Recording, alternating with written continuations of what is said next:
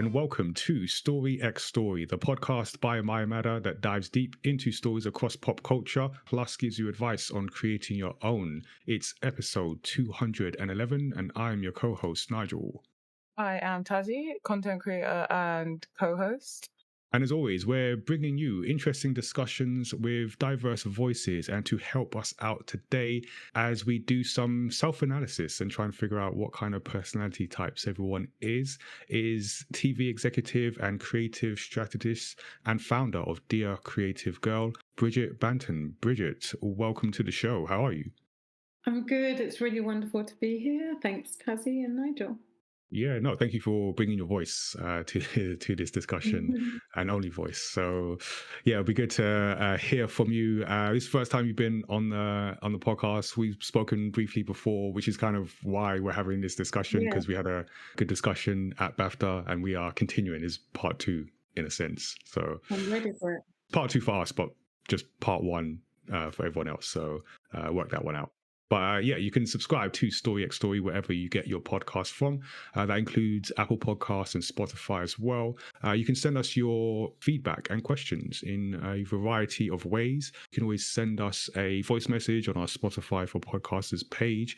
You can email us, studio77@mayamatter.com, or you can throw your thoughts at us on social media. We are at Mayamatter on Twitter, at Mayamatter TV on Instagram and TikTok, and at mayamatter.com on Blue Sky, or at Life of a W Gamer on Instagram and TikTok, and Tazziii on everything else, including tazziii.bsky.social on Blue Sky. You can also check us out at mayamatter.com, which is currently a holding page, so it's temporary, well, for a little while. At least in the grand scheme of things, it's temporary, so that will change at some point. You can also join our Discord. Itself is going to be seeing some changes. So over this year, we've got it on our list to, we're currently working through those changes for both. But you can still visit and join, either to be part of the Maya Matter community and see what we are up to and just who we are. Because I feel part of the reason we're making these changes is like not everyone knows everything that we do, and we want to make that a bit clearer for people. So that's to come. So before we get into today's discussion, let's update you with the latest from the Maya Matter universe.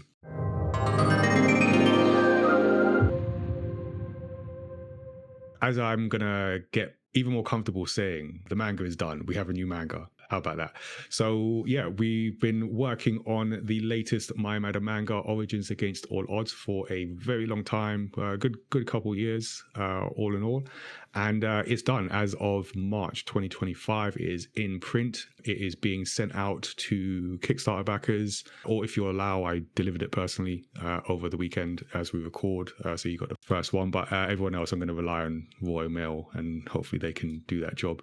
But either way, you will Kickstarter backers, you'll be getting your copies if not already, and everyone else is able to get the book either from the website or from us at an event when we have them over the year, so you can get it personally from us as well. We've been doing that too. So this is a new story under the Origins line, which is a series of stories that feature the real life characters in the Maya Matter team turned into anthropomorphic characters in the Maya Matter universe. So this first one features Tazziii for a reflective, hope-filled manga about pursuing your creative career goals in the face of resistance and doubters and all that stuff in the world around you. So you can pick up a copy at mayamatter.com. But like I said, if you find us at events as well, some of those events will be as part of the Do I Look Like a Gamer campaign, which is our yearly diversity and inclusion campaign to just make the industry and wider culture just a bit more inclusive. So each year we do a snapshot of 40 players and makers, and then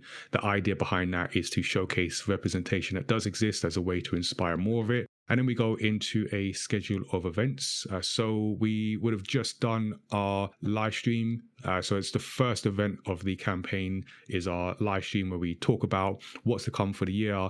We talk about games from the perspective of diversity and inclusion, and we have guests on that come and share their perspectives and projects that they're working on. And then we have a series of in-person events over the year.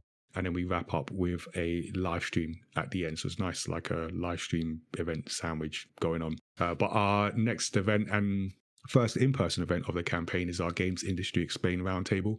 So that's where we talk about what it's like to work in the games industry and wider culture from the perspective of those that are doing it today. So you can go to looklikeagamer.com to find out the details about that so you can get involved. We also do a bunch of live stream activities on Twitch under our Studio 77 banner. So that's our platform where we host different shows with creative professionals and also play games for your amusement. So each month you can enjoy different shows that include the Studio 77 report with myself and Tazziii updating on what's to come. Basically what I'm doing now, but live and in video. You've got casual conversations with comic creators. Each month I talk to a different comic creator about their journey, about the craft of making comics, and whatever else comes up in the interview. I've had some really good chats. Actually, recently had a follow-up chat with Esther van der Bund, who is based in the Netherlands. So check that out. We do games nights at the end of the month. Play a different game, sometimes for the first time. Sometimes we come back to games we enjoy. But always good fun. So make sure you're following Maya Matter on Twitch and you can catch each show. And then if you're a young or aspiring creative professional or you know one, check out the Maya Matter Showrunners Work Experience Program. So that's something we created specifically over I think it's just over a year. We've been doing it in this kind of more formal, structured form so creating opportunities for young people aged 16 and up to work with our team across comic production, events and content creation, and particularly with our most recent manga. That's been an opportunity for a lot of people to get their first sort of published credit because they've worked on it in different forms, whether the art side or narrative. So that's been a good opportunity as well. So if you're interested, sign up. We're looking for people for different events and different projects as well. So there's always opportunities there over the year. So now you're all caught up with the Maya Matter universe. Let's get into today's creative industry discussion. Today, we're going to, like I said, be a bit, introspective. Going to sort of examine ourselves, but for the purposes of looking at the different ways to exist in the creative industries, if you are introvert, extrovert, or something in between. This is a conversation that, Bridget, I'm going to give you a moment to let us know a bit more about yourself. But we recently met at a BAFTA showcase event. I think it was for Horrible Histories, right? Horrible Histories, yes. Yeah. So a sort of Horrible Histories got a special award from BAFTA. So they had an event to celebrate that. And I think there was a group. So it was me, you, and particularly Kwang Nguyen, who has been on the podcast a number of times before, got to speaking about being I think we were all on the introverted side of the spectrum and how to exist in that context in the networking. But we'll jump into that. But I want to let you give us the overview, and then I might have some additional questions. But do you want to just let us know, because I introduced you as a television executive and founder of your own company, but do you want to break down both sides in terms of like, what do you do? Yeah, so thank you very much, first of all. So I guess I always just describe myself as someone who loves being creative and who has just always been quite determined to find ways to professionally explore creativity and build a career. And how that's shown up for me for the majority of my career has been by working in television. I started out as a program maker, even though I have a degree in anthropology and African studies. I started out as a program maker and I was a assistant producer. I directed one short film, which was about 5 minutes long, and then I left program making. And then for the majority of my career in television, I've worked in what would be called commissioning. So I mainly work for the broadcasters, Channel 4, the BBC, Channel 5. I've worked in audio, so I've worked at Penguin, but basically doing the same job, commissioning content from independent production companies. And this is before television became content. So I'm sort of part of the old school who has pivoted into the new school. And I love it, into the digital space. So now what I have is a small consultancy where I guess I've taken the skills and experience and contacts that I've built up over the last 20 years. And I now work as a consultant for sometimes big companies, but mainly companies that are a bit smaller and that maybe don't have the capacity or the budget to have a full-time executive or senior leadership team, but they just need that kind of support or that help. Creatively, yes, mainly, but also strategically and operationally, because I also am quite strong in those other two areas. But yeah, I work for anyone who wants to work with me, who likes to collaborate, and who needs support with their business, really. So that's sort of the Yeah. long-winded way of explaining it. No, that's helpful. And there was a couple of things I wanted to pick up on. The first one is you mentioned, I think you said the phrase when before television became content. Mm. What do you mean by that? Because I feel like we're in a space where like everything is content. But obviously, it wasn't always like that. So from a TV perspective, as in the channels that were there in like the 90s and whatever, what does that mean for them to become content? Well, I think what it means is that you had an industry that worked in a very specific way. You had the big broadcasters like the BBC and ITV and Channel 4, and they had lots of money. And then you had these companies called independent production companies, and we would call them indies, who were the creatives. And it was like one was the buyer and one was the seller. The creatives, well, they are the independent production companies. They had all the creativity, all the brilliant ideas. They would come up with these ideas. They would pitch them, get them commissioned, and the broadcasters would buy them. And those ideas would become something called television, and you would watch it on a box in your living room with your family. So we're talking BBC, ITV, that kind of Yeah, Channel 4, yeah, they're gonna, exactly. yeah. And Sky. And those shows Oh, would, yes. get millions of people would watch them, like 10 million, 11 million. And then the digital revolution happened, whereby, there wasn't just these 3, 4, 5 channels. Suddenly you have loads of people, number one, creating content, creators, and they may not have any experience in making content. They just want to have a go, which I think is amazing. So you have all these people creating content, and then also you have all these other platforms that are not just television broadcasters. So you could have a digital platform like YouTube, you could have social media platforms like Instagram, you could be a brand and you could make content. And so the whole industry has turned upside down, because what was a very kind of niche industry to some extent, global but niche, is now everybody's making content. Everybody's making content and everybody's publishing content. So it has changed the industry in many ways. And this was before even AI. But I'm saying when I joined it, there were specific roles. Like I was a researcher. I would be hired to research a documentary, and I would stay there for 3 to 6 months. And then I would move on to another company, and then I would do another researching role. It's just not like that anymore.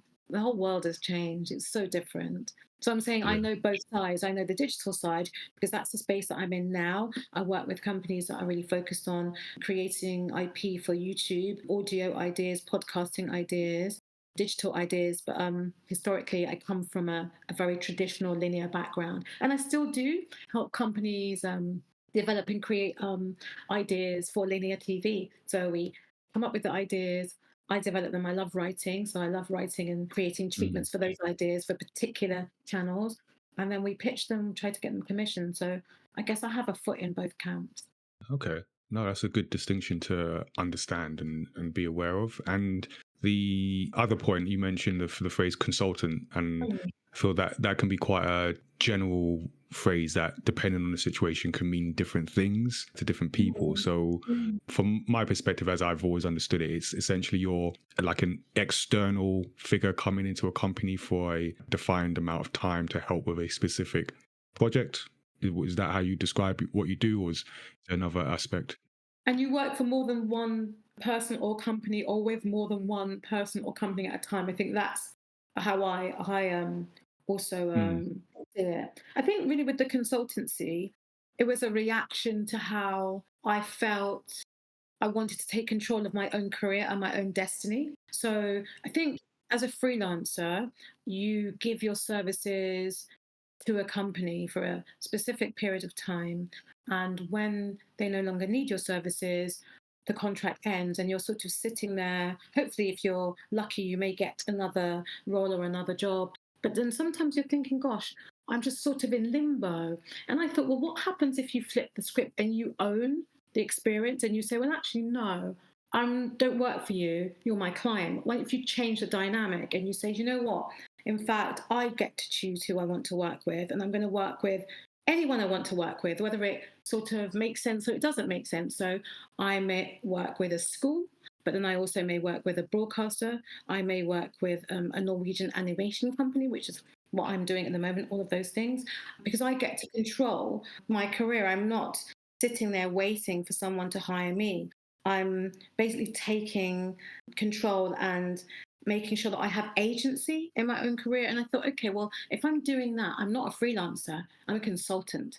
And I just decided to start calling myself a consultant, and that was it. Just like Okay. that. You know what? Someone last year, someone gave me that advice to basically start calling yourself. In fact, a couple of people giving me that advice. Just start calling yourself a Great. consultant. Great. And yeah, because technically, I'm not technically. I've literally done that in bits, and then through my Amada, we've done consultancy of a kind. But I just never like framed it in that sense. And it's just like, yeah, just call yourself a consultant, Why get some not? pricing, and go with it. So I might have to follow your lead on that one. Yeah, because and I do it because I have deep expertise in this particular area, and I have Mm, value, and it's really about me being very clear about my perception of my value and me respecting my deep expertise. I think, this is my bugbear. When it comes to creativity, I hear, oh, everyone's creative. I'm not disputing that. But I think there are some of us there's who, levels. there's levels, and I think there's some of us who have spent a lot of time, you know, energy, resource, and effort honing that skill and honing that expertise, and we're good at what we do. And I think that we should be quite loud about talking about that and not allow that skill of being creative to be minimized or diminished. And that's Mm, another reason why I'm almost like trying to professionalize my type of creativity. I think if I was an artist, nobody would dispute my creativity. If I was a musician, nobody would dispute it. When I say I'm a creative, "Oh, yeah, but what do you actually do? No, but what is it you actually do?" Like, all the what do time, you produce? what do you produce? I produce creativity. Bring me into your company and I'll show you what I produce. You'll see. Mm, Because I know I make an impact. And the reason why I know I make an impact, because I've been doing this for like 20 odd years. And if I wasn't having any impact, some way, somehow, I yeah. think I would have been found out by now. Yeah, yeah, that would have been a solid 3, and then you'd be done. Yeah. And irrespective of anyone else's opinion about my creativity, I like the work that I do. I like the way that I write. I enjoy the ideas that I come up with. I love the shows that I develop. So I think there's this sort of commercial aspect to it. Like, is someone prepared to pay you for your skills? Mm, But then there's also creativity for the sake of creativity. And even if no one ever paid me, I would still have good ideas in my mind. Whether someone would want to commission them or not, I don't know. But I still think they're interesting ideas. And that's why I always mm, encourage people, like, nobody has monopoly on creativity. Nobody. no. If you feel that you're a creative, invest time in it, invest energy in it, and just give it a go. Yeah, I totally agree with that. And there's that phrase like what's that phrase? You can't use up creativity. I'm butchering it. It escapes me. But there's a phrase like, yeah, you can't use up creativity. It's like just an abundant resource Yeah, if you care to tap into it. totally. I agree. This is a bit of a delayed input because I forgot that I wasn't just listening to a Oh, podcast and that I was in it. But I really like the idea of the thing you said. Like, if I was faking it, like I would have found out, like been found out by now. Like that's just, I don't know. That sort of like just kind of, I guess, like hit me in a way, and I'm like, I've never thought of it like that. That's a really good point. You I feel must like. be adding some value somewhere, somehow. And Mm. and even if it's like, back in the day before everything was in the world, there was this sort of concept of a bedroom DJ where people would DJ in their bedroom. They may never DJ in a nightclub. They're still a DJ. Mm. They're still a DJ. It doesn't matter if you never DJ publicly. You're still a DJ. You make those mixes in your room, you're jamming, you're still a DJ. No one can take that away from you. And I think it does connect to this sort of the bigger conversation around introversion, actually, because mm, we live in such performative times where everything has to be very public, and announced. And I think that even if I'm at home creating, I'm still creative and it still has value. And that's a good Yeah. bridge into the conversation. And also it was a Maya Angelou quote I butchered a moment ago. So it's you can't use up creativity. The more you use, the more you have. Which Mm. again agree with. So but yeah, so no, thank you for like giving us that like context into what you do, and like you said, it fits in nicely with the wider conversation we're having about this introversion, extroversion in creative industries. So as we go into that, it'll be good to know from each of you so where you feel you fall on the spectrum of introvert to extrovert. Bridget, do you want to? Yeah. Yeah, what do you think? I mean, this whole concept of being introverted is quite new to me. Mm, I mean, I understand what introversion is, and I've always been called an extrovert, but I think what's new to me is that I'm not an extrovert. That people have labeled me an extrovert my whole life, basically, for many reasons.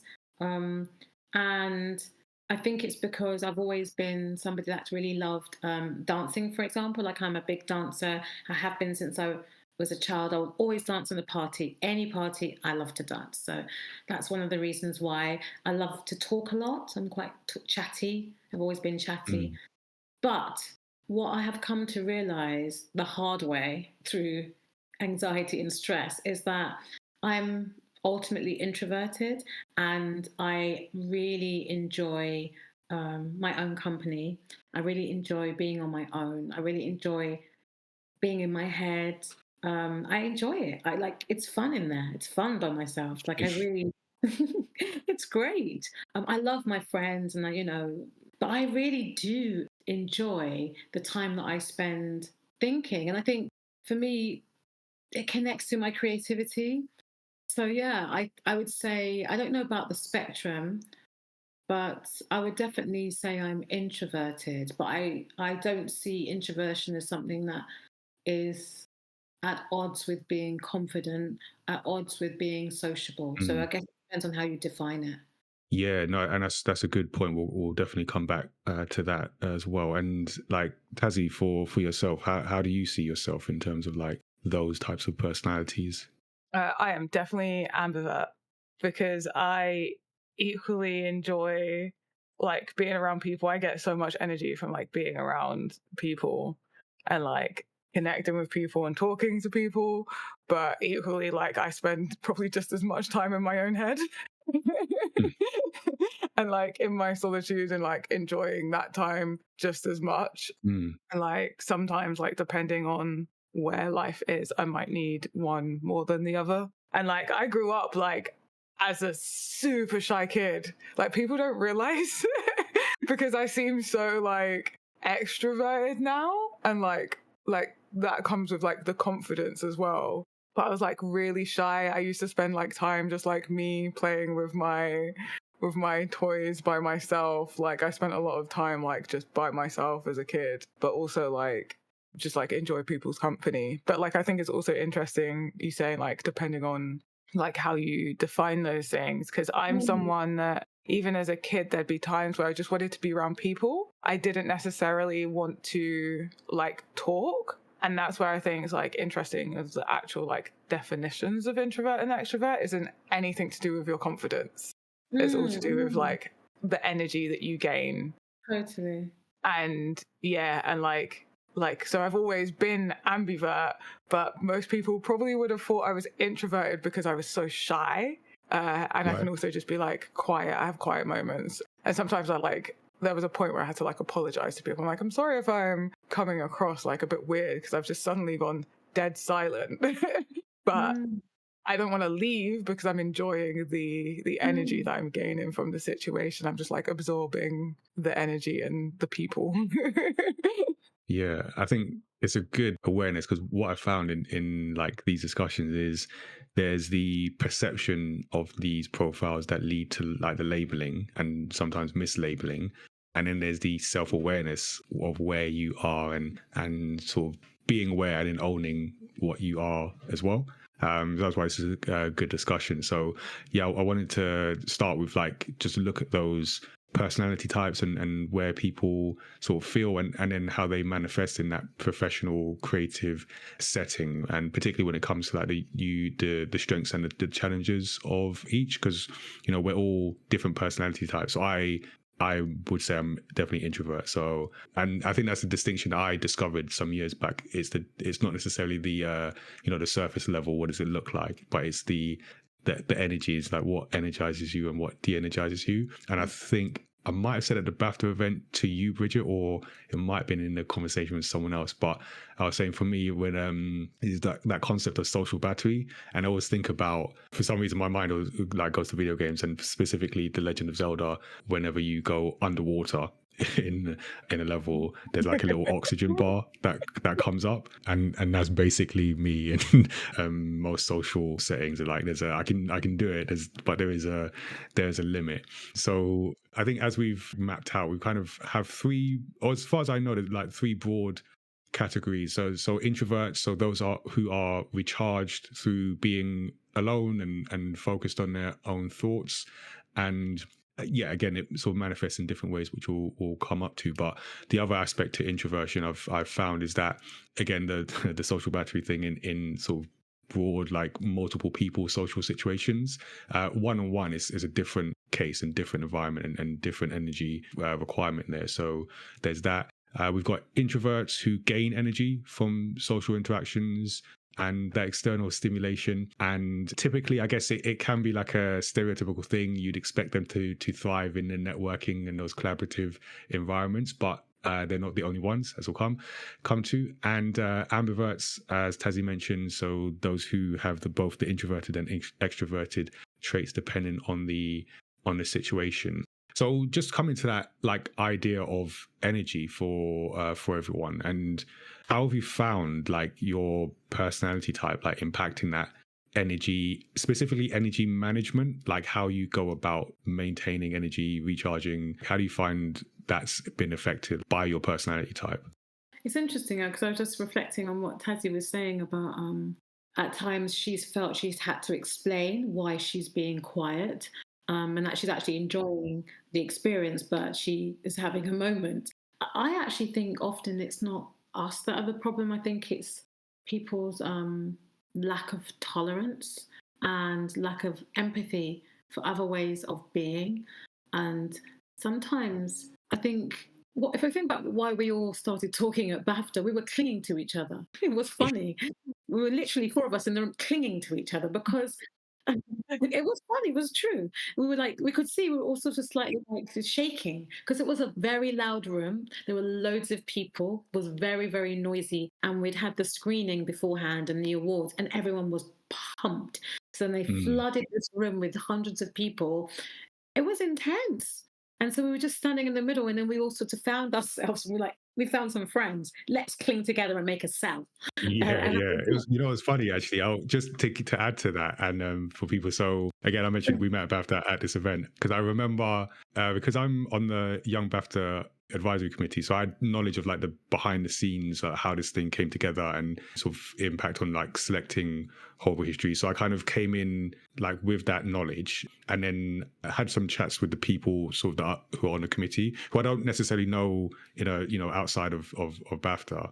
So I was fine when everyone was sat and the ceremonies and the awards and everything, and then comes a bit at every networking is the actual networking bit where you then go into the wild world and you're chatting with people who you might not necessarily know. And what tends to happen now, because we've been doing like Mayamada and just turning up in places, is usually I'll stand at a spot and then I'll run into someone I know. And then that happened because you were with Jide Johnson. Mm-hmm. So he came over because I think he didn't know many people other than yourselves. So he was like, oh, cool, I know Nigel. And in my mind, I was like, oh, cool, I know, I know Jide. So, and then he introduced me to you. And then Kwang came over, who I didn't even know was going to be there. So then it sort of formed that, like you say, that circle of people. Like, we don't really know anyone else here, but we know each other. So we're going to stick around here.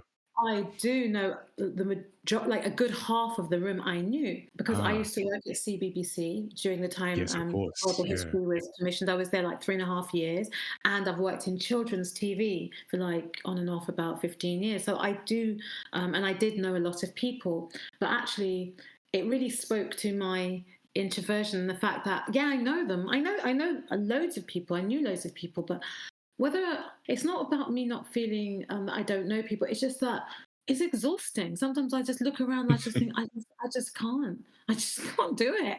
And so I tend to stay in the same place. I always have this technique. I just stay in the same place, and then I don't know, just look around the room, and someone will just come and talk to you, and from there you start chatting, and often I Yeah. may have a conversation with the same person for 5 hours or 3 hours.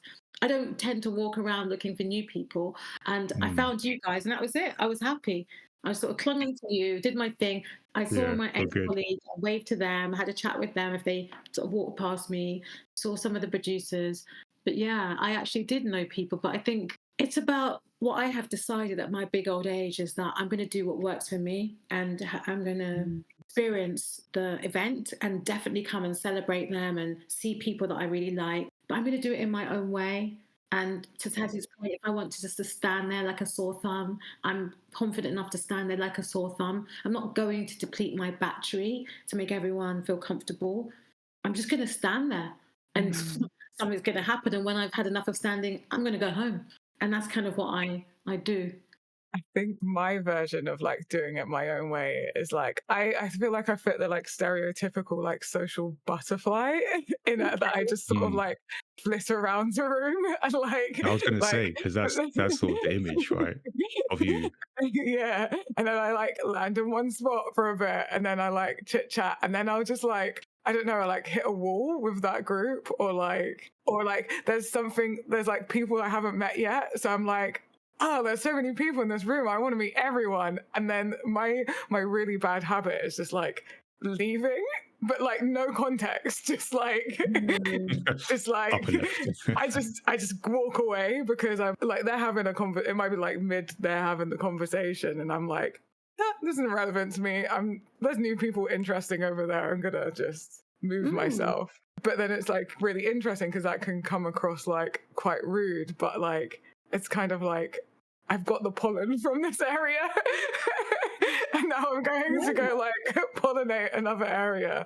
And like I do it with like my friend. It's a very typical comment on like if I bring friends to an event, or like even like a party, or like classic is casino after insomnia. Yeah, I was gonna bring that up. Where I like bring someone along, and I'll be like, cool, here's someone else that you'll get on with. Bye. And everyone's like, you just abandoned me. Yeah. So you did this. So I think the first time, because for those that don't know, Insomnia is or was gone too soon.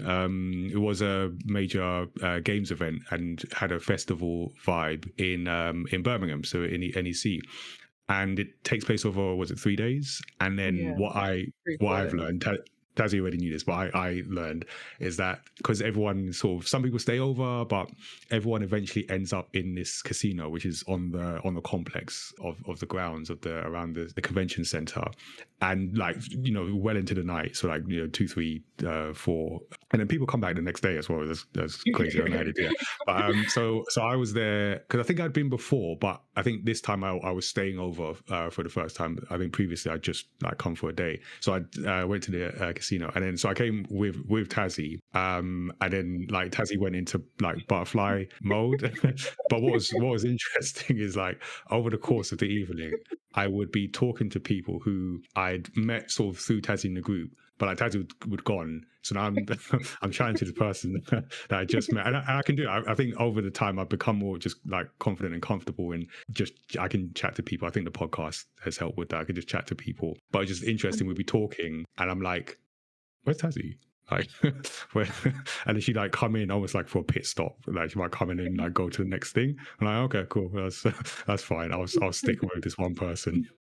But this conversation, and I love the fact that people are talking about these things, because I think there's such a greater understanding of everyone has a different style of networking and socializing in a way that I think there wasn't before. People really do understand. I remember recently I went to this press night for a play at the Globe Theatre, and there was this she was a journalist from like a sort of student paper. And my friend is actually the CEO, Stella Khan, who went to nursery together, in fact. So I've known her forever, and she's really generous and kind, and she always invites me to the press night. So they have really nice food, to be honest, and the plays are always great. But, so in the green room, we're having all the nibbles, and I saw this girl, she's really young, maybe 17, 18. She was like frozen to the spot. So then I went over to her and said, "Are you okay?" She's like, "Oh, I'm just really nervous and I suffer from social anxiety, but I'm a journalist." I said, "That's great. So we can hang together. Come on, I can introduce you to some people. Do you want to meet some people?" She's like, "Yeah." So then we went around together. And, once she warmed up, she was fine, and she was able to do the job that she was there to do, which was to review the play and to meet some of the people who work there. But I think maybe back in the day, I don't feel I would have recognized that as social anxiety and recognized someone who was basically struggling. And I don't think maybe I would have felt as confident to go up to her and say, "Are you okay?" But I think there's so much understanding of different personality types now that I thought actually she looks petrified. So let me just check. Does she want some help, or is she good being looking petrified by herself? But she wasn't. She's like, "No, I suffer from social anxiety." I was like, "Perfect. So then I can introduce you to some people that I know here. Do you want to come?" She's like, "Yeah, let's do it." So I do think things are better now, don't you guys? Yeah, I was going to ask for clarification because the term social anxiety is like, I mean, the words aren't necessarily new, but the phrase and like the awareness of it. And just as you're talking, I realize I kind of know what it is, but what is it? Like, what does Well, that I mean? can't define it because obviously I don't have the experience, but what I know other people who have it, who suffer or find it a challenge. What I think she was saying is that in social situations it's tricky for me.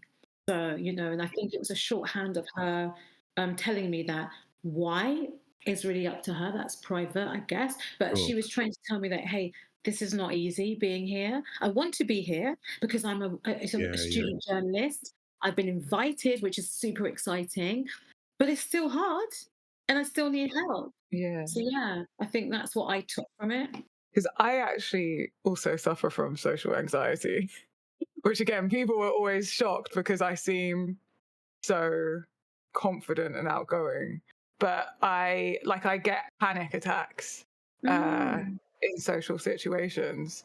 Not all social situations, social situations more than others. And often on my way to a social event, I get panic attacks. And I've learned to kind of like cope with them, like how to work through them. And I never knew that they were panic attacks until like fairly recently. So I used to do a lot of bar work, and one job in particular, I used to remember going from the station to the bar I worked in. I'd literally be like getting shortness of breath, like my heart racing, Oh, right. Wow. like sweats, it's a horrible feeling, like all the way to work because it was a bar. It's a very social situation, and sort of like once I got there and got settled in, I'd be like, "Oh, it's fine. I love this. I love being around people. What was that? What on earth was that panic attack about? Like, it makes no Interesting. sense." Still getting out, but it's like a very big spectrum. Sorry. Thank you for sort of sharing that. What I was wondering is, do you feel like that your journey from being shy to being more outgoing is a way of you taking yourself on a journey, or is it have you grown out of the shyness? Because I'm just thinking about the panic attacks. Like, what do you think is the sort of the root of it? To be honest, I still don't know because I still get them. Like, I guess being social just in general is like just a tough thing for like any human being. Like, it's Yeah, kind of a weird thing. Like, you go out and you kind of like have like a certain level of vulnerability. Like, others lean into Yeah. that vulnerability more than others, but like it still is like, regardless, like we're kind of hardwired to be like aware of fitting in and stuff like that. Like, there's a lot going on. So I guess for me, like somewhere along the way, it just, I don't know. I grew up being really shy, so I don't know where it come from, but I know that like it's kind of like the journey for me has been a force to, and then yes.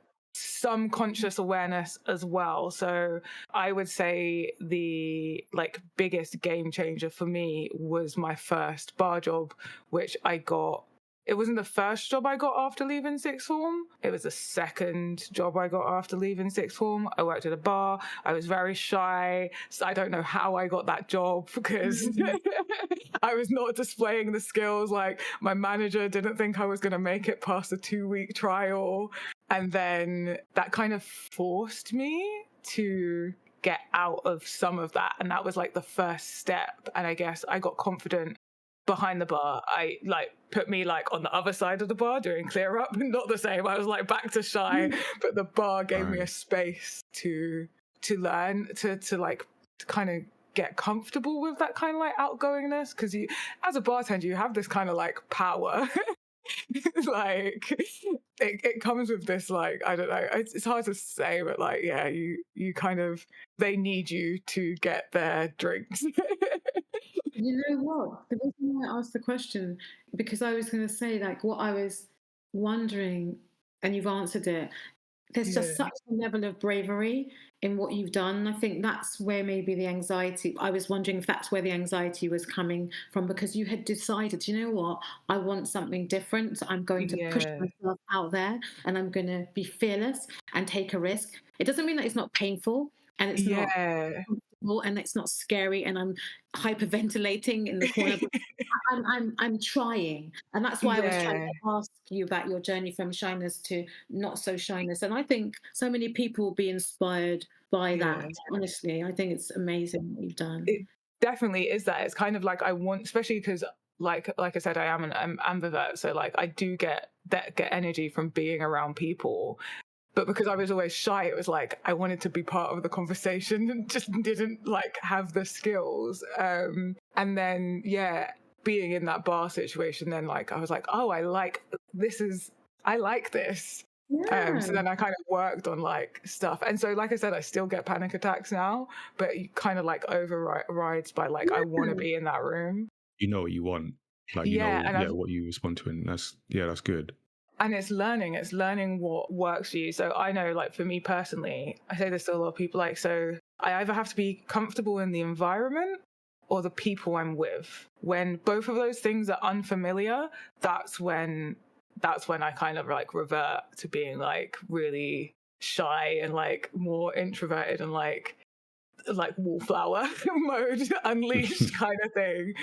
So I like to, yeah, if I know the space and I'm comfortable in the space, I'm like, okay, this space is familiar, or like people. But I still push myself. The amount of times I'm in rooms that I've never been to and around people that I don't know, and like panic attack inducing, and sometimes I have to just like go hide in the toilets Okay. or like do an activity to get like recenter myself, I guess. And Yeah. that's okay, you know. Yeah, and you know it's really interesting hearing you both talk about like Tazziii, because you, as you describe, and I'm now glad I asked the question about social anxiety, because I had a feeling that I get socially anxious, but I don't think I do, because I've never had that. I think I'm just awkward, and now and I realize now I'm just awkward. So what I've also found is that again, introverted, I think looking back at like the sort of professional environments, but even like outside like social environments is, and this might just be me, so maybe like Bridget, if this resonates at all, but Yeah. feeling that you have to be like something. So if I go to a networking event, you know, you have the image of at a networking event, you're with a group of people for a little bit of time, then you move on to this person, then you move on to that person, you're kind of moving around. I feel like for a while, particularly like maybe earlier days or your younger days, thinking I have to do that, and I don't necessarily get comfortable doing. So then sort of awkwardness comes into it. It's not necessarily I'm now seeing the difference between like the social anxiety and just plain old awkwardness. Whereas now, why I found like our conversation at BAFTA so intriguing is that I've slowly become more, I guess, comfortable just in, I guess, myself and just how I am in these. And what was interesting speaking to you is that you came across to me as very comfortable in who you are, where you are, both physically, because like you said, I'm in this spot, but also figuratively, just like in what you're there for and when you've had enough. Because I remember you saying that, like I've had enough. And Yes. I that was like the one of the biggest feelings I had walking away from that evening is that oh, okay, I could just this Yeah. is how I am. This is what I'm going to be in a situation, and I'm good with that. So now Yeah. I'm just, if I go somewhere, I'm like, I can do the moving around. So recently, last Friday, as we record, I went to a games event. So New Game Plus is part of the London Games Festival. And it's one of those situations where I sort of benefit from, I guess, the years of networking where I sort of know a lot of people. So it didn't take long for me to, in fact, literally as I stepped in, to know someone there. And instantly I'm like, okay, cool. I know at least one person there. But as I'm moving around, I'm like, okay, this is cool. I can do this. I can move around. I can say hello to people, different people I've met, either been on the podcast or involved in our projects. But towards the end, because there was a point where I was going to leave. So about 4 o'clock, 4:40, I was like, okay, I'm gonna leave.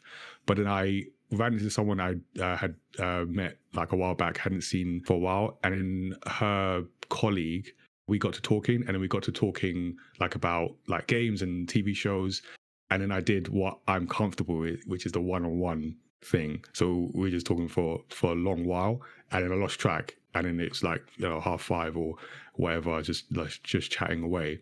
And I was like, okay, yeah, that's the thing that I like, is just the one-on-one that I feel more comfortable with.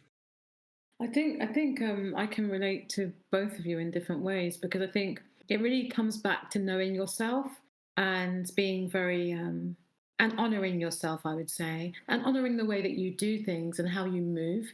I very much honor myself and I know myself really well. So I knew what was going to happen when we got to BAFTA. I knew I've been in that situation numerous times. I've been in very loud rooms with lots of people. I'm a dancer, as I said. I love to dance. If it was like a party, I would stay there till 6 in the morning dancing because you don't have to talk. And dancing gives me energy. So if the music's good, I don't need anyone to dance with. I love to dance with my friends, but I can also dance on my own. But I knew it wasn't going to be a dancing party. It was going to be a talking party and drinking party. It zaps my energy. And so I had decided I would come along to support and celebrate horrible histories. And then afterwards, I would hang out for a little bit. And then when I felt tired, drained, I would leave. And I just, yeah, I've had enough.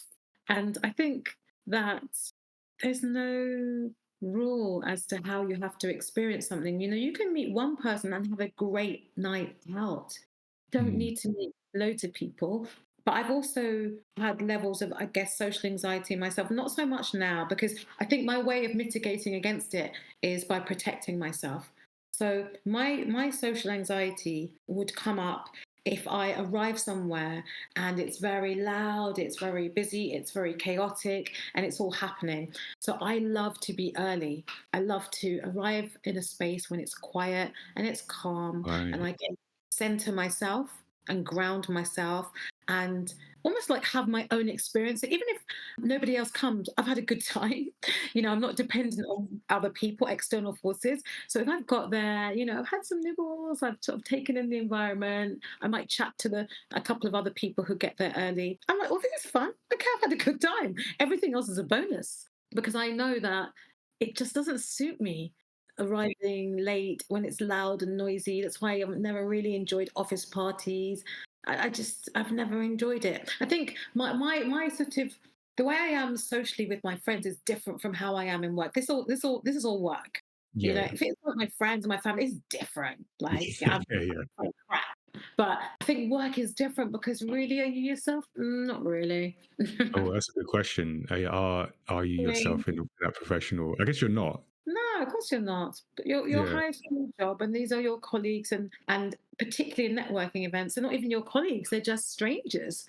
And so, again, energetically, do I want to give all of myself to people that I don't know? Not really. I Mm. might give them some, but I'm not going to give everything, am I? Then yeah. Then because we talked a lot about like in the context of networking events. Obviously, that's one sort of professional setting. But I'm curious for you, Bridget, particularly as you described, going from, well, I mean, you sort of straddle different worlds in terms of like working for larger companies, but in your own Yes. consultancy. How does that manifest itself in terms of like the introversion in that in those situations, those more closed. So we're not talking about social situations or professionally social situations. Now we're talking about work. I'm telling you, that's an excellent question, because I think what underpins my behavior at work is, I would say, I'm a bit old school and boring, like it's professionalism. And so I understand always what is required of me in any professional context, and I deliver that. It's just as simple as that. But I guess where it starts to become interesting is where what is required of me goes over and beyond being in the office, or being part of the team. So it Mm. could be, what do we used to call it, stand and stare. When I was at Paramount, we called it stand and stare. It's someone's birthday, and someone goes to Sainsbury's or Lidl, they buy a cake and they get a few drinks and a few crisps, a few quavers, and we all stand staring at each other. I said, when it's my birthday, I don't want to stand and stare, please. And I don't want a card. I love you guys, but I don't want it. I find it quite uncomfortable, because I just find it quite enforced. And they really respected that, 'cause I just don't want that kind of attention on me in that way at work. And so I guess what I do where I can, I try to share what feels comfortable for me. So that doesn't feel comfortable for me. And I said, I'll have a lunch, but I just wanted my own little team of 2 or 3. I don't want to have a big lunch. I'm not necessarily a fan of going to the pub after work. I find it quite exhausting and draining. So, that's just me. But there are other ways that I am sociable, and I'm a good colleague, and I'm very funny. So in the office, like, I'm always cracking joke. I talk to everybody. But then when I want to go and eat, I may eat on my own. I like to eat by myself, and I like to plug in so I can recharge. I'm Right. not necessarily a fan of eating with people all the time, because it's draining. Then I never get any time to Yeah. recharge. So I guess what you're hearing is I'm quite high energy, and so I have to protect that energy, because I give a lot. And I'm a creative as well. And so that often it involves giving a lot as well. But if I'm giving in meetings, this meeting, that meeting, back to back to back, I have to have some time by myself to recharge and to reset and to recalibrate and to center myself. So yeah, I think I'm sociable, I'm collegiate, but I'm also mindful that energy is a finite resource. And you asked me, do you ever get burnt out? And I never get burnt out. And this is why, because I know Right. how to protect my energy. Absolutely. I never Okay. get I need to learn no, that. because I know how to protect my energy and take care of Yeah. myself. That is really interesting, because I feel like when I've had, like, I guess more like go in and go to the same job type jobs, like I don't know how to find that balance of, like, because it is definitely is given a different energy at a workplace than sort of like socially, or even for me, like networking in creative industry, and like for my roles. But yeah, when I've sort of like had a more, I don't know, just a Additional. not necessarily traditional, but like a job that involves the same people consistently. Like the whole idea of going to the pub after work, oh my God, was just like, why are we here? But for me, I desperately wanted to just be around the people. But it's like, can we do something that doesn't just involve us standing here and like doing essentially what we've just done for the And past? yeah. But now you got a drink in your hand, so it's different. But like, I wouldn't drink most of the time, so I guess that's why. Yeah. But yeah, definitely that balance of like, how much do you give around these people is something that I've struggled with, because especially as I'm like quite a heart on the sleeves type person, like I struggle to like set that comfortable boundary, and like, what's the professional boundary, especially when you're like in creative industries and like Yeah. everyone seems like your friend, but actually like some of these people aren't your friends. I'm like, yeah, you can make great friends, but like maybe don't immediately come in with like the law job. The thing is, what? I mean, I do love my colleagues. I do have good friends I've had for like 20, 25 years.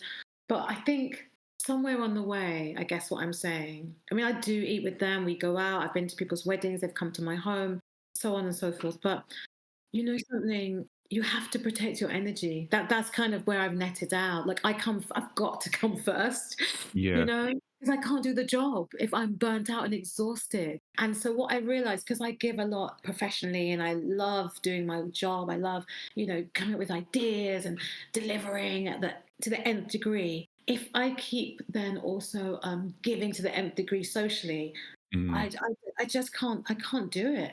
It's not And so I possible. kind of, yeah, for me personally, it's not actually, particularly with my personality type, where it's being my energy is being depleted. If I was being energized by it, it's different. Because if you go back to the beginning of the conversation, I'm somebody who gets energy from being alone.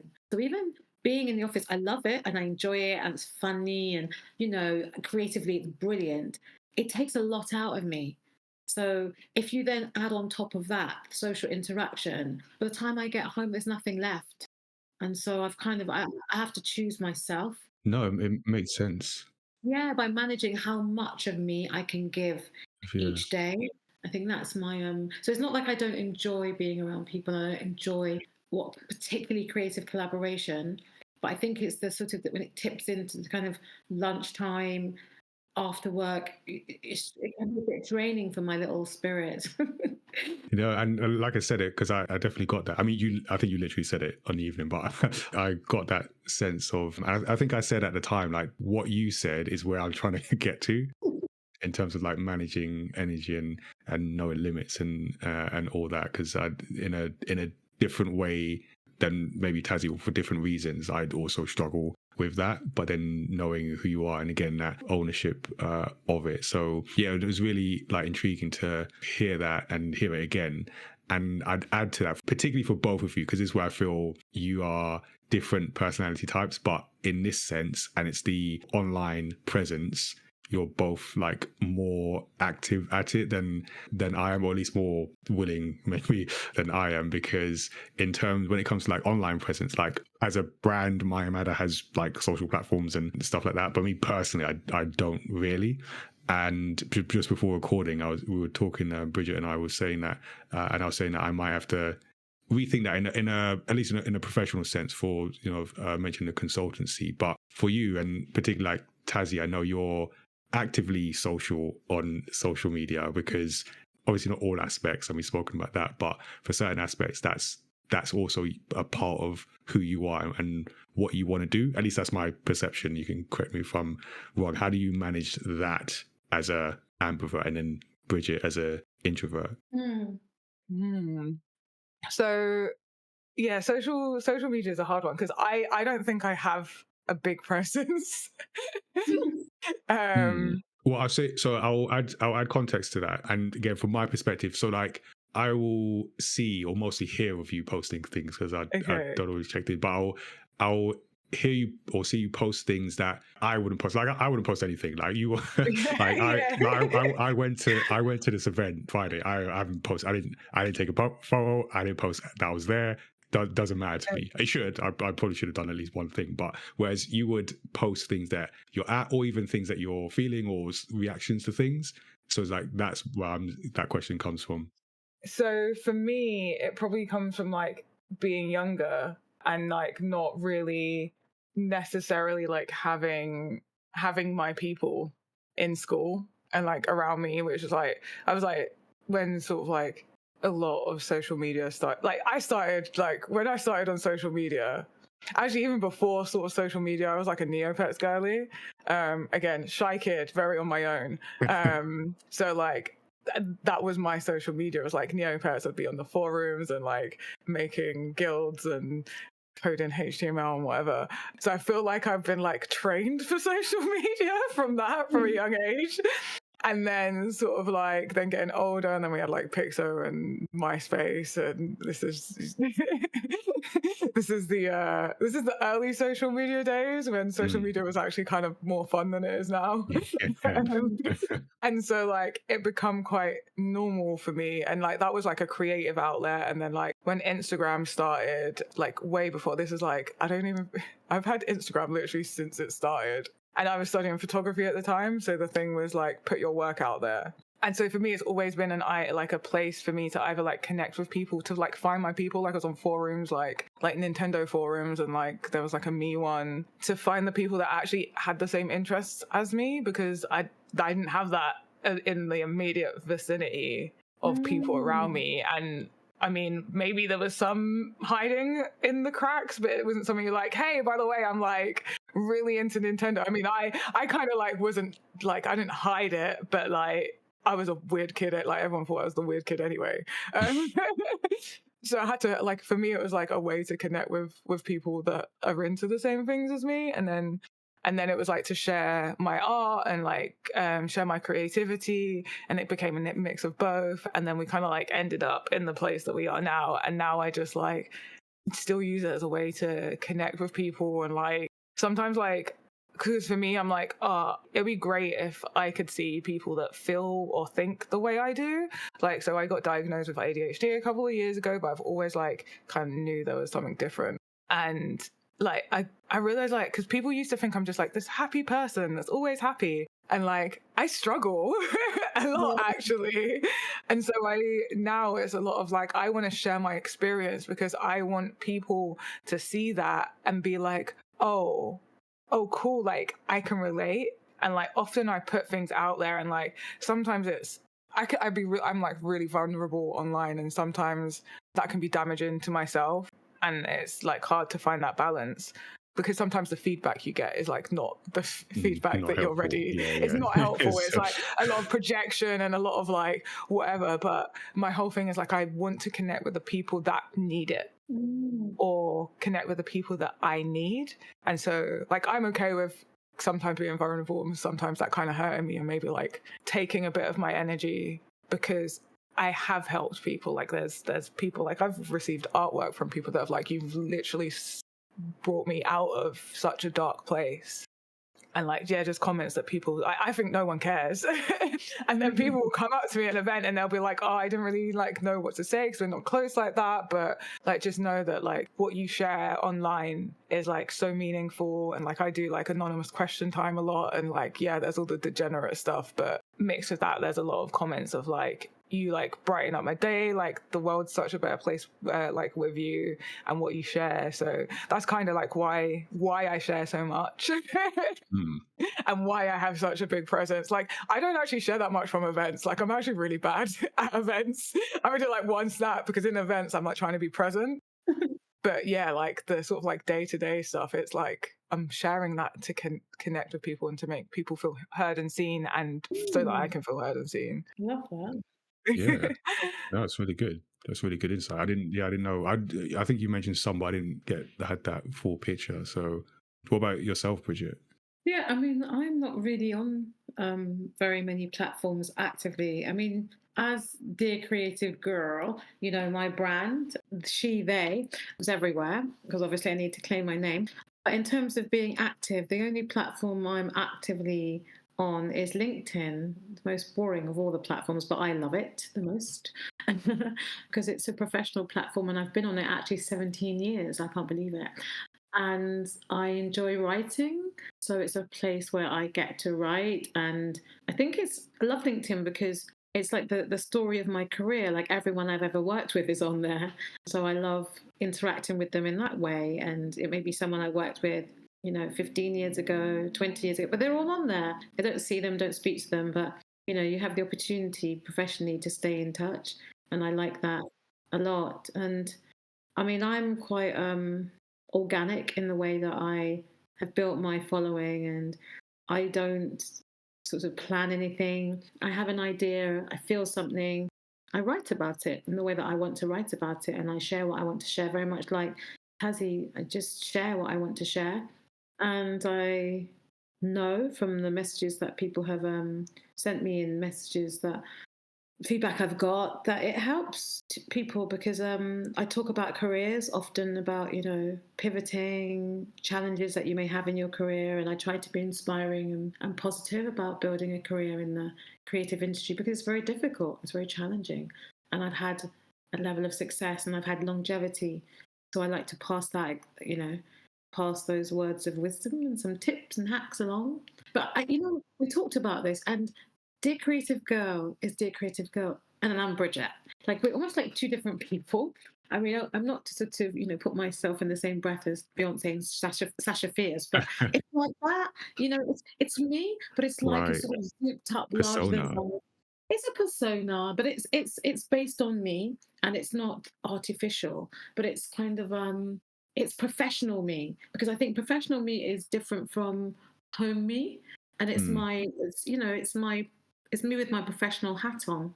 So Bridget is not on social media. Like, I'm not on social media. You won't find me anywhere talking about anything ever.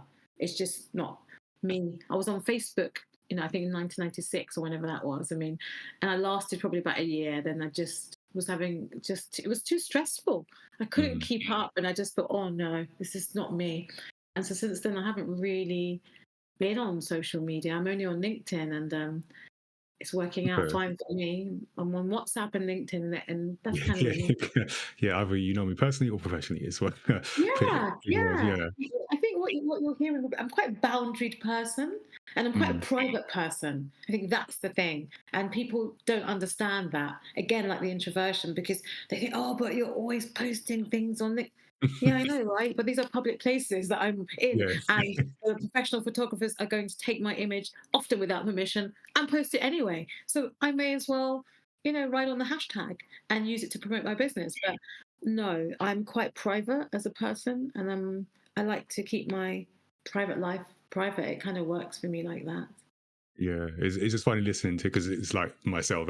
Yeah, I'm the stage is quite private. So for me, particularly when it comes to events, like it's almost like, again, the event I was at Friday, it almost doesn't even compute why, if I the people I met at the event, that's fine. Like, do that. It doesn't even compute like why I would let other people know I was there. Like, why does it matter? Like, that's sort of my.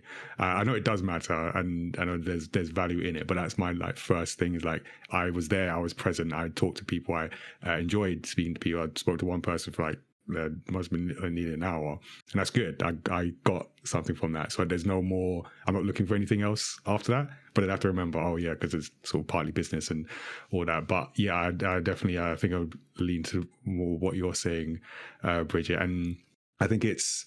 Yeah, it is. It comes back to what I was saying earlier on about like the perception of, sometimes it's the perception of what you should be doing from other people, saying like, "Oh, you're on social media, so you should be doing X, Y, Z." But actually, if it's I not, agree with doesn't fit them, you. actually.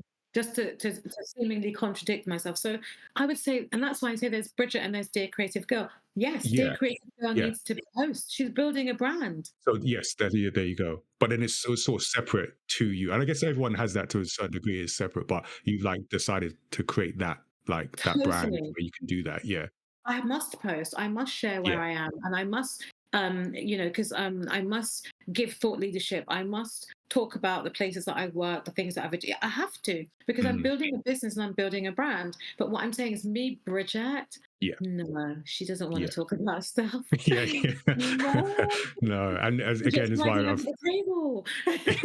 But no, I'm not that bad. But what I'm saying is that, but profession, it's so weird, because I think I literally sometimes think it's not like I'm two people, but when it comes to work, I love my work and I love my career, and I'm very much somebody who, my identity, I have other identities, but it's really a powerful and important part of my life. And so I'm really happy to share it. I think that's the thing. I think Mm, it's more about, very much like Tazziii, with my I don't like talking about me and, oh, you worked here, you worked there, tell us about what it's. I'm not that interested. I love helping other people with their careers. I think that's what inspires me, and that's what drives me, and that's what mm, made me want to start Dear Creative Girl. It's really about sharing my experiences with people that perhaps don't have anyone in their family, don't have anyone in their friend circle, their parents aren't in the industry. Like, how do you know how to build a career like the one that I'm still trying to build myself? Well, if no one tells you and they gatekeep, you won't know anything. So then I just started sharing, and that's really where it came from. Just a desire to kind of help people who perhaps may not have access to some of the places that I have access to, some of the people I have access to. I wanted to share it and open it out and just bust open all the myths. And so that's why it's easy for me to do it, because it's more like service. That's how I see it. It's more like yeah, a service. And I obviously, feel that. I'm benefiting because I'm trying to also build a brand, which hopefully will become lucrative and take over the world. But for the moment, it's pure service and altruism. So, yeah, but do I want to sort of talk about where I'm eating lunch and, troubles I'm having in my, single dating life? No, not really.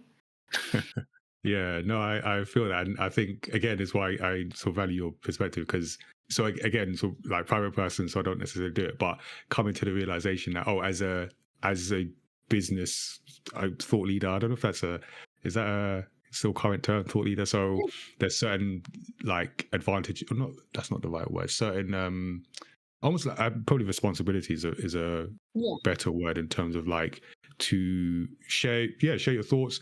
I had a situation in the beginning of this year because I did a new year or end of year last year message where I tried and like to wrap up my thoughts and then put something out. It was only like the second time I've done it, but I did it this time, and then it's just a way for me to like, get thoughts out in again in a business context.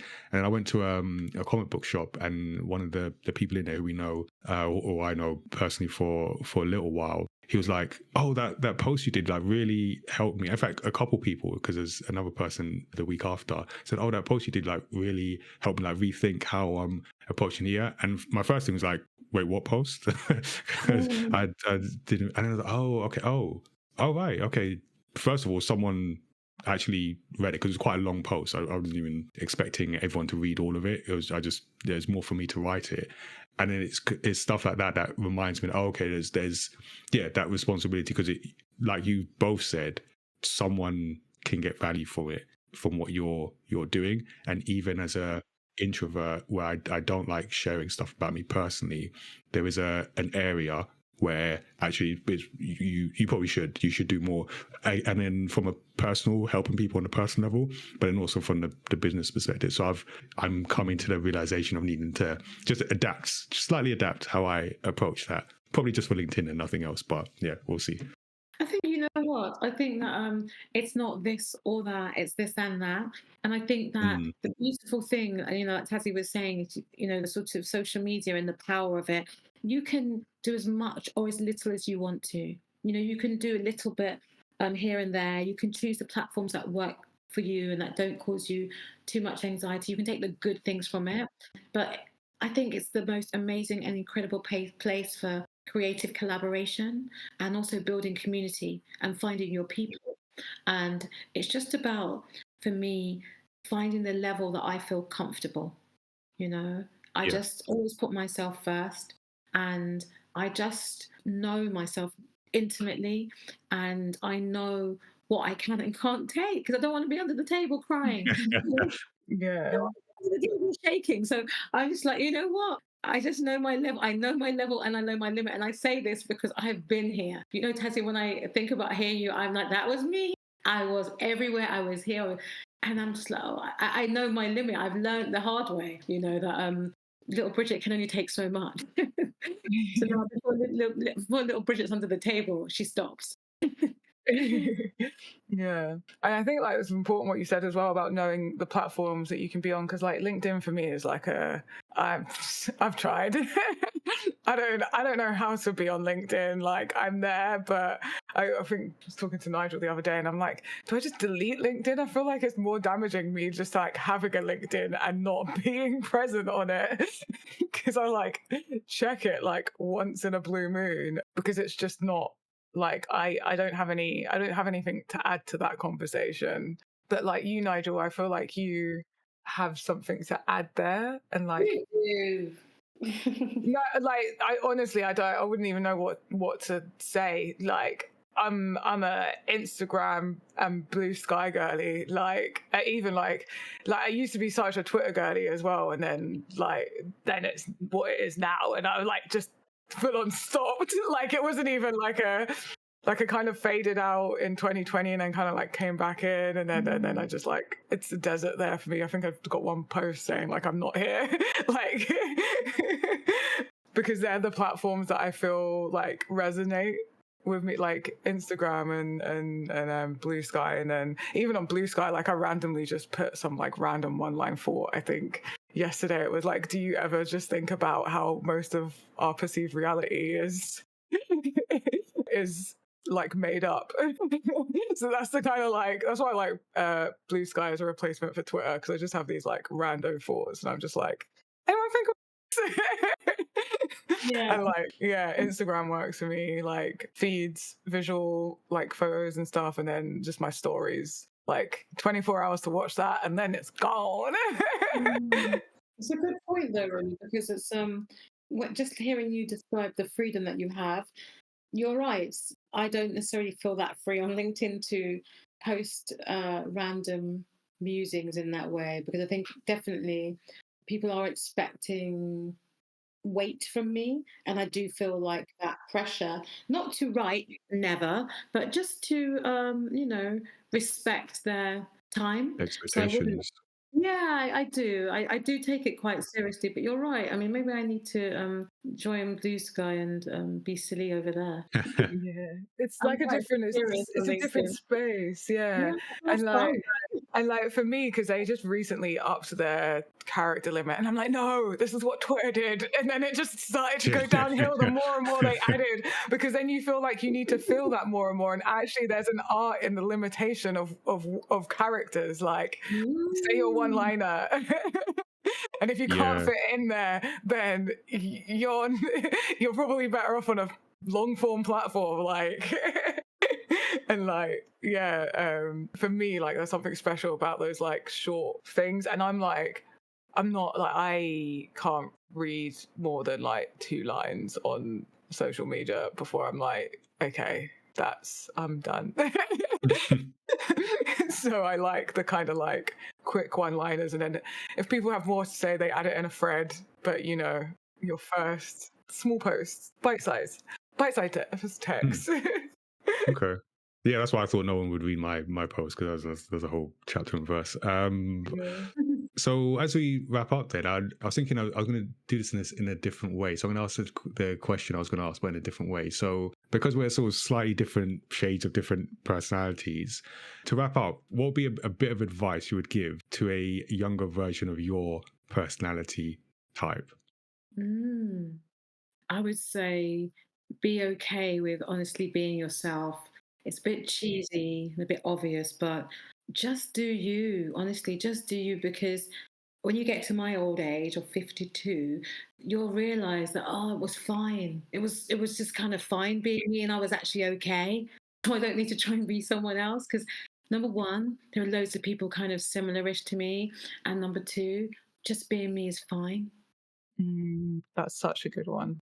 Um, I don't even know if this is to my younger self. This is just to myself. But it doesn't matter if you belong in the room, because if you're in it, then you're already Yeah. there.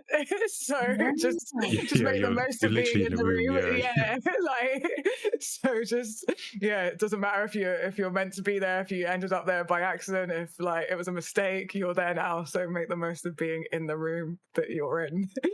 That's great advice, actually. That's a good one. That's a good That's one. I think brilliant. Brilliant. I would say I'm gonna have to take one of Bridget's and just claim as mine. But I think that protecting your energy, because like I said, it's sort of I'm in the midst of like awareness of that, and or it's sort of a two part. So I think the ownership of who you are and what you're comfortable with, and then with that comes protecting the energy, because if you know, oh, I like this but I don't like that, then you can Mm. like don't feel a way about like saying it as Bridget did at BAFTA, or just acting it out. And I feel that is such a big help when I start to think about that. And like I say, being in the midst of it, I feel that will come back to me in a year, and I'll be like, yeah, that's good advice there. So I think that ownership and protecting your energy, and so knowing the type where you fall on that, and just claiming that, and there's Yeah. nothing wrong with that. So Yeah. So empowering. I love this, guys. Yeah, I didn't think this was what this episode was going to be. I'm like, yeah, see, we just hit record, and who knows where it goes. But so that was a really, really informative, like I said, introspective kind of look at the different personality types in the world of being a creative professional. So yeah, thank you both for that, and thank you listeners for listening. Hopefully you identified something in that, got some value for that. Replay it if you need to, and let us know. Give us feedback, send us your thoughts. studio77@mayamada.com. Before we wrap up for the episode, we always like to check in with our guests and find out what kind of work they're up to.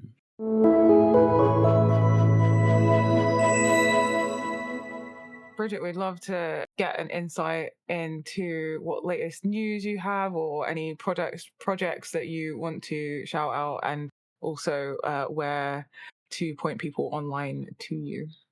I guess my most exciting project I'm working on is my podcast, funnily enough. And it's called Dear Creative Girl, GURL, the podcast. And it's a really simple format, it's audio only. And following on from what I was saying earlier, I'm very passionate about supporting people who are trying to build a career in the creative industries. So I devised an agony aunt podcast format where in each episode I answer a letter that's been submitted by anybody. It could be people that I know online, it can be people I know in real life, and I give them advice about a specific creative career dilemma. And so I'm working on it. I've recorded quite a few episodes, and I'm looking to launch it in the next few months. That sounds great. Thank you so much for sharing that with us. And yeah, we will put relevant links in the show notes. Yeah, and in terms of finding me, as I said, I'm a LinkedIn girl, so you can find me on LinkedIn. And I'm on LinkedIn as Bridget Banton, or you can follow my page, Dear Creative Girl. I'm actually everywhere. I'm on all of the different socials as Dear Creative Girl, GURL, but I don't use them that much yet. But when the podcast is launched, I will get a lot better at using all the other platforms. But for now, LinkedIn is my home, and I write there quite a lot. So it'd be great to connect with some of your listeners. Cool. Well, yeah, thank you for that. And thank you for giving us that perspective and wisdom as well. Oh, you're so welcome. It's been lovely chatting to you both. Appreciate it. And I appreciate everyone listening to this episode of Story X Story. Do make sure you subscribe to the podcast so you don't miss a future episode as well. And you can go back into the archives and listen to the others. Also, give us a 5-star rating and review if this helped you, because that helps us reach new listeners and fans of story discussions. We're story creators ourselves. You can discover our manga universe online. We have our latest titles, Origins Against All Odds, which is now available in print. You can get it, you can read it, you can flick through the pages and everything. So go check that out, mymatter.com.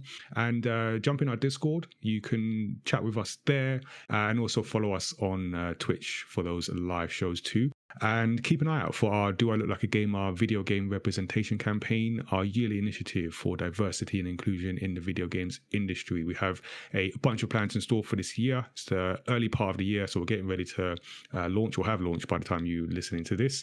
And yeah, check it out, looklikeagamer.com. And as for the podcast, we release new episodes on Thursdays that include creator interviews, video game discussions, and deep dives into stories across pop culture. You can always give us a shout directly. Our email address is studio77@mymatter.com, and our website with links to subscribe is mymatter.com/storyxstory. So thank you for tuning in, and until next time, stay safe, and remember, wherever you go, don't go to the pub, because apparently none of us will be there. Take care, everyone.